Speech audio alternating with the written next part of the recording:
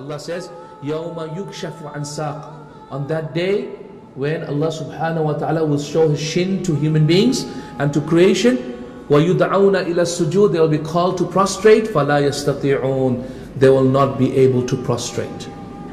خَاشِعَةً أَبْصَارُهُمْ. As a result, their faces will be filled with fear. تَرْحَقُهُمْ ذِلَّةً. And disgrace will cover their bodies. وَقَدْ كَانُوا يُدْعَوْنَ إِلَى السُّجُودِ. They used to be called to prostrate, meaning the adhan was given. They heard the adhan. They used to be called to pray. وَقَدْ كَانُوا يُدْعَوْنَ إِلَى السُّجُودِ. They used to be called to pray. وَهُمْ سَالِمُونَ. Whilst they were able to, but they did not do so. Ikhwati, what does this mean? Meaning, if you fail to pray in this dunya, Allah subhanahu wa ta'ala will disgrace you and will punish you and throw you into Jahannam in the akhirah. The first thing that people will say why they entered Jahannam was إِلَّا أَصْحَابَ الْيَمِينَ فِي جَنَّةِ يَتَسَاءَلُونَ عَنِ الْمُجْرِمِينَ مَا سَلَكَكُمْ فِي سَقَرَ. They will ask the people who have entered Jahannam, مَا سَلَكَكُمْ فِي سَقَرَ. What caused you to enter Jahannam? قَالُوا. They will say لَمْ نَكُمْ مِنَ الْمُصَلِّينَ. We never used to pray. And that is why the scholars of Islam, Imam Ahmed rahimahullah says, anyone who misses one prayer intentionally, then he has become a disbeliever. Anyone who misses one prayer intentionally. Our Shaykh used to say, if you do not intentionally put the alarm clock on, then you have committed an act of shirk. Meaning alarm clock on for waking up for Fajr. You know that you can't wake up for Fajr without an alarm clock. You know you need an alarm clock to wake up, but you do not put the alarm clock on, then you have committed an act of shirk. Because Salah is the only link between us and Islam. In the authentic narration in Sahih Muslim, Rasulullah sallallahu alayhi wa sallam said, he said, ما بين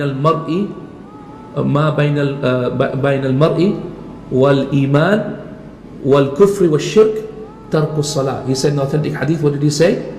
He said, what is between a person and Islam and Iman and shirk and kufr? And he, in that hadith, he said, Ash-shirk al-kufr. This is authentic hadith in Sahih Muslim. Tarku salah is a leaving of salah. Imam al-Shawkani rahimahullah said in the explanation of this hadith, he said this hadith is the greatest evidence that leaving salah is kufr, is major disbelief. Why? Because he said between Islam and al-shirk al-kufr, the shirk, the kufr. And the shirk and the kufr cannot be anything, it cannot be a small shirk, small kufr. It must be the major shirk, the major kufr. And so that is why this is the greatest evidence that leaving salah is kufr. In the fourth hadith in Mustadrak of al-Hakim, it is reported that Abdullah bin Shaqiq radiallahu anhu said, in the authentic hadith, it's an authentic hadith, the fourth hadith in Mustadrak of al-Hakim, he said that the companions of the Prophet ﷺ did not used to consider the leaving of any action to be disbelief except salah. So if you leave your salah, ya ikhwati, you become a kafir. If you don't pray, you're a disbeliever. There's no excuse. Don't tell me, no, he's still a Muslim, but on the verge of leaving Islam. No, don't even come there. If you leave your salah, you become a kafir. For brothers and sisters out there, if your husbands don't pray, then your marriage is invalid. Why? Because then if you become a disbeliever, your marriage contracts are invalid. The point I'm trying to make is very serious. Very serious. If you do not pray, you cannot be a believer. You cannot be a Muslim at all. Okay? Very, very critical. Salah 5 times a day. This is it.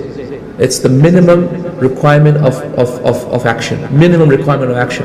You must have this. Can't be lazy on it. You cannot be lazy.